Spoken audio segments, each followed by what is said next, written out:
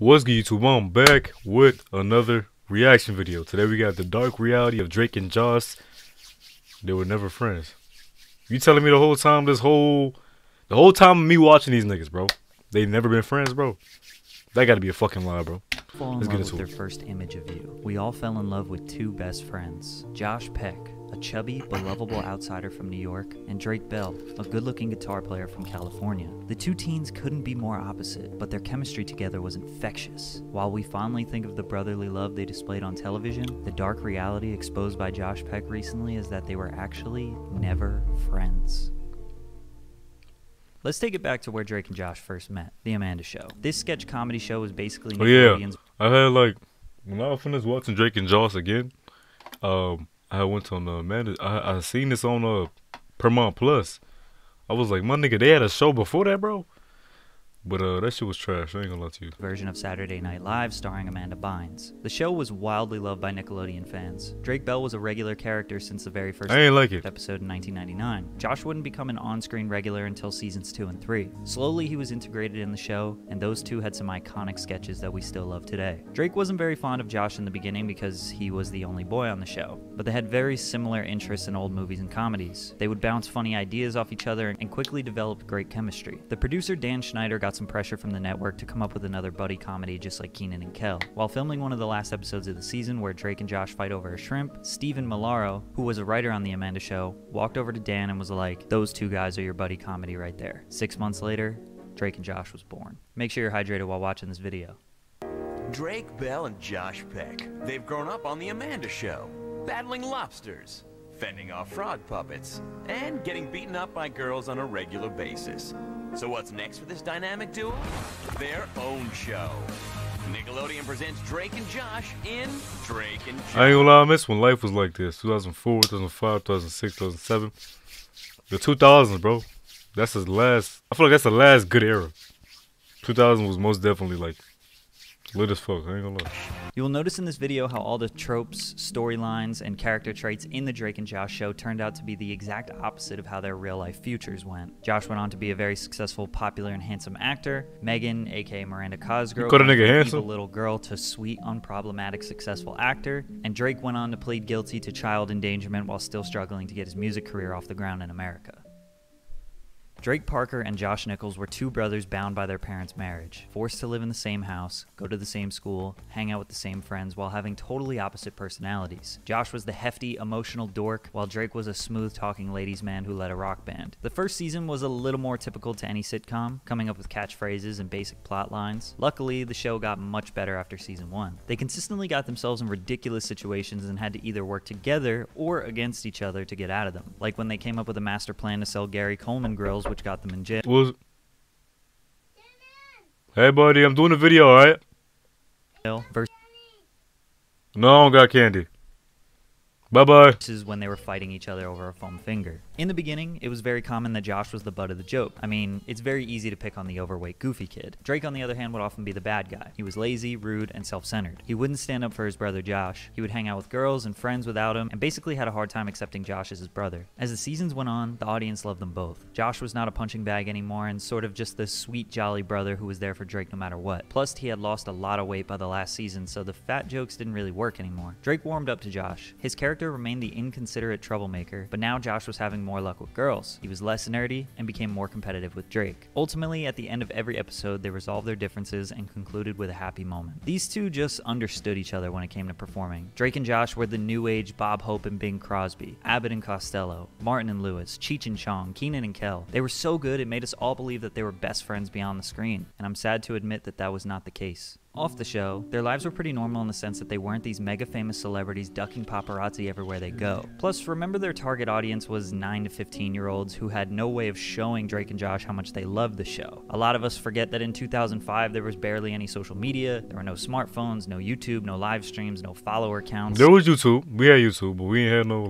Twitter or nothing like that. They worked a 9 to 5 while other kids went to school, and they went home to their families every day just like anyone else. These two just did what most normal teens do. Go to parties, hang out with girls, maybe get in some trouble. Well, at least Drake did. Josh wasn't partying much. Josh was actually going through some really tough times. Josh Peck was raised by a single mother. He actually never met his father. He was always interested in being an entertainer, doing stand-up comedy at the age of 9 years old because anything athletic was definitely out of the question. However, he always wanted to fit in. Being an outsider... Well, hold on. I wonder if they're like... They was doing this TV show and didn't know they really had fans like that. Like, what if the whole time they were just doing it as a regular, like he said, 9 to 5, and didn't even know they had any fans or like any just... Wow, that shit crazy. They knew, but it like, you know what I'm saying? I don't know. There wasn't this cool, interesting thing for kids in the late 90s. Think about popular films and shows glamorizing high school life. You had the jocks, the hot girls, the nerds. Kids like Josh Peck were hoping that they would be a part of the popular crowd and get invited to the parties when high school came. But we all know he wasn't. Drake was very similar to the character he portrayed on the show. A slick Cali bro who had girlfriends and went to parties as a teen. So them being very different worked on the show, but wasn't very practical in real life. I think they mentioned having sleepovers when they were casted on the Amanda show, but as they got older, they didn't hang out in their personal lives. Josh was sick and tired of being this version of himself he hated. It wasn't all vanity though. He knew he would keep getting casted as a fat funny guy for the rest of his career if he didn't make a change. He wanted to have a successful acting career, so that also inspired the weight loss which we witnessed on TV. As he started to lose weight, he was finally starting to fit in with the normal kids. So Josh started to do what normal kids do. And suddenly I'm like now looking like a normal kid and a normal teen, and I'm like, oh, they do drugs, and that's normal, and they go to house parties, and they go to clubs. Josh started acting more like Drake's character, but in real life. It was a double-edged sword. Obviously, he was being accepted socially, but being heavily addicted to drugs was the price he had to pay. By the time they were both 20, Drake and Josh was over. Their relationship, it's complicated. Drake loved his time spent on the show. It was what he always dreamed of. His dad raised him on buddy comedies like Dean and Jerry, Abbott and Costello. Once he met Josh and they got their own TV show, he was living his biggest dream. Plus, he was absolutely adored by the That's the thing with TV shows. You get on there, you have your own show, and then when it's done,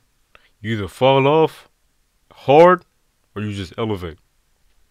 That's the thing. You got to keep doing shows and shit, but I'll be on the show you're on. You know what I'm saying? So, with the acting, bro, you got to really be consistent with it. That's the hard thing. But some people don't like, okay, you can be good on one show and then get off that show and then go to another show and be totally ass and nobody like you no more. So it's like, acting is a hard thing to get into too. Nickelodeon world. Taking a look at this list of Kids' Choice Awards, which is pretty much the biggest thing you can get as a Nickelodeon star. 2006, Favorite TV Actor, Drake Bell. 2007, Favorite TV Actor, Drake Bell. 2007, Best TV Actor, Drake Bell. 2008, Favorite TV Actor, Drake Bell. It was very clear that Drake was the star and Josh was the co-star, despite Josh being funnier and more memorable. Lisa, do not say color, right? You hear me? Alright, go ahead and call her. In almost every aspect. Drake had full intentions on moving forward with his career alongside Josh, doing more movies and TV shows together just like the buddy comedy duos he idolized. Josh had other plans. Drake was never aware of what Josh was going through behind the scenes. Josh wanted to move on from the show. He was known as the fat funny punching bag, who brought way more comedic value to the scene. When we watch these old episodes, we feel happy. Josh sees an underappreciated, depressed, overweight, and insecure child hiding his true feelings from everyone. So he took his own route. Immediately after Nickelodeon, he got a voice acting role as Eddie in Ice Age, got to star in the film The Whackness, which premiered at the Sundance Film Festival and was critically acclaimed. He basically Hold the fuck up. After Nickelodeon, he got a voice acting role as Eddie in Ice Age. Oh yeah. Got to I think you talking about him. I'm like, what the fuck? Talking about him. star in the film The Whackness, which premiered at the Sundance Film Festival and was critically acclaimed. He basically stayed busy every single year since then, having a film or TV role, including the Fox sitcom Grandfathered, where he was a star alongside John Stamos. He became one of the most popular creators on Vine, which is where he would eventually meet David Dobrik, the Paul brothers, the Vlog Squad, and become a popular influencer on YouTube with millions of subscribers. Drake hung around Nickelodeon a little longer. He did star in a terrible Superbad remake movie called College, as well as a poorly received spoof comedy. Yep. Josh is the one who elevated, like I just said, and Drake is the one who fell down hard. They love you off that show, but if you go on another show and you don't do as good, they're not gonna fuck with you no more. That's just how it is, bro. That's why acting is like a rough thing to get into. You either elevate after the show or you fall. movie. After that, for the next decade, a few small roles in a bunch of random movies that you never heard of. His career stayed alive because of consistent TV work given to him on Nickelodeon. What's up? No or no, alright? I'm doing something. You need to what?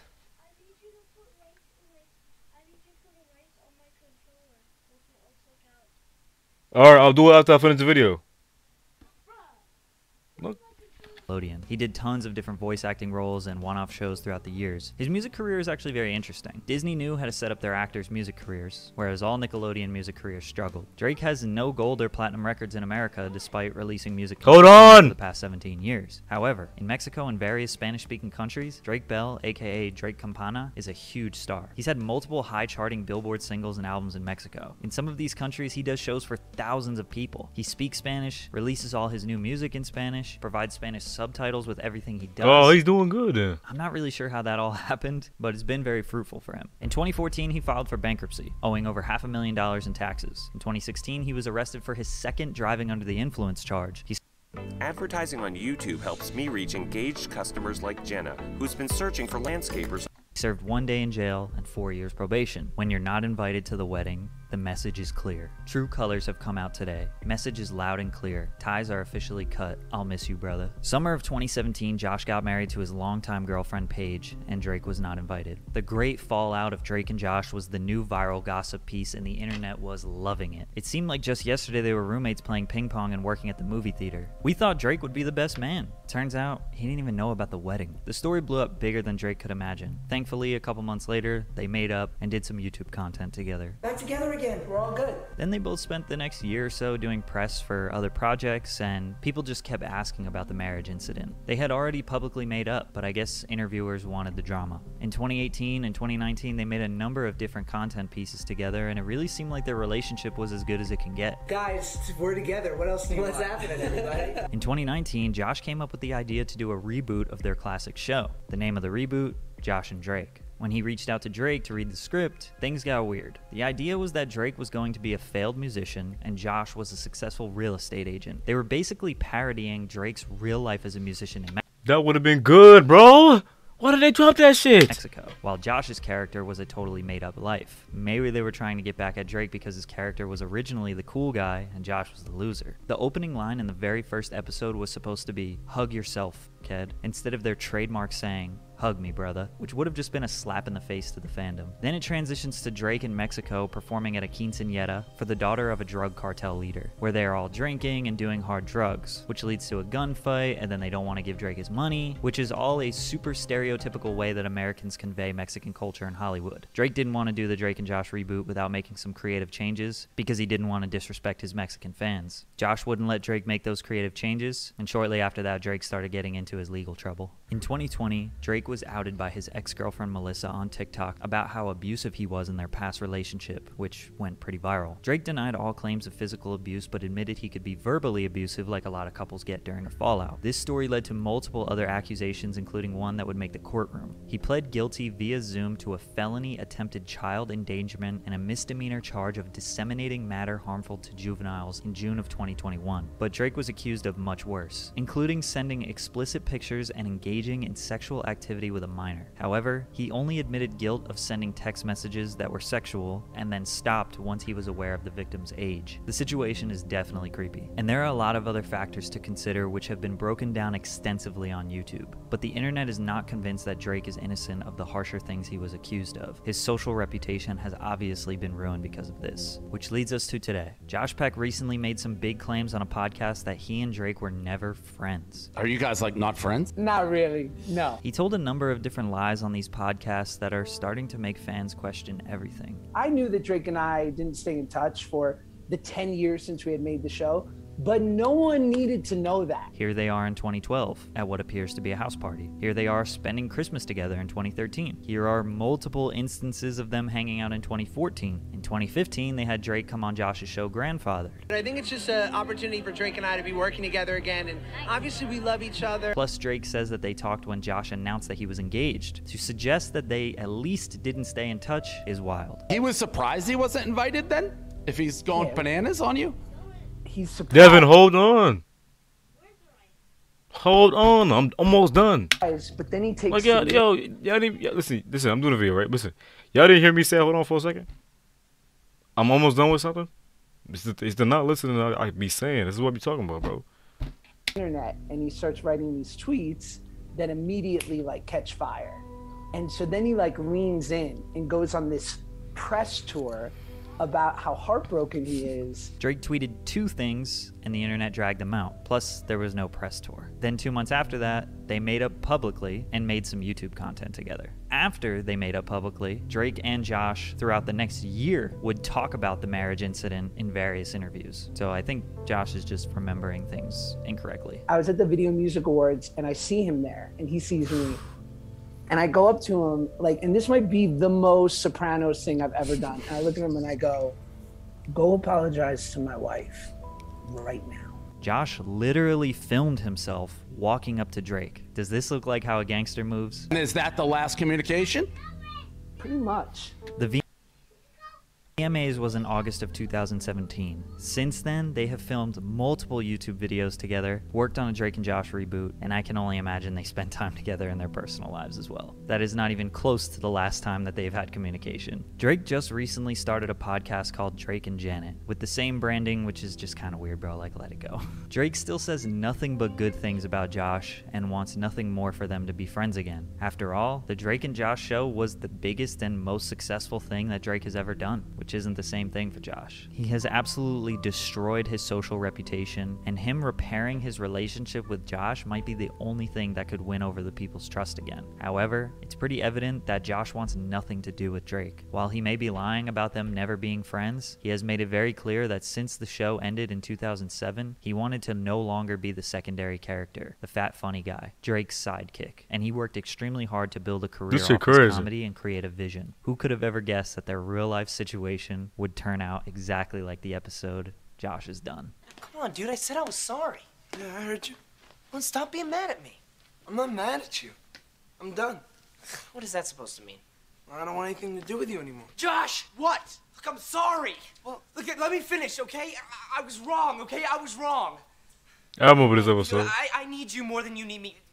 I need you way more than you need me, all right? I'm sorry. I just need you to understand that... Sorry, Josh, I'm sorry. Bro, I low-key miss Nickelodeon, dog. I miss Victoria. I miss iCarly's back, but it's not the same as how. Anyway, man, hopefully y'all enjoyed this video, man. Like, subscribe, comment if you're new. I gotta go help these kids, man. But I love y'all, man. I'm out.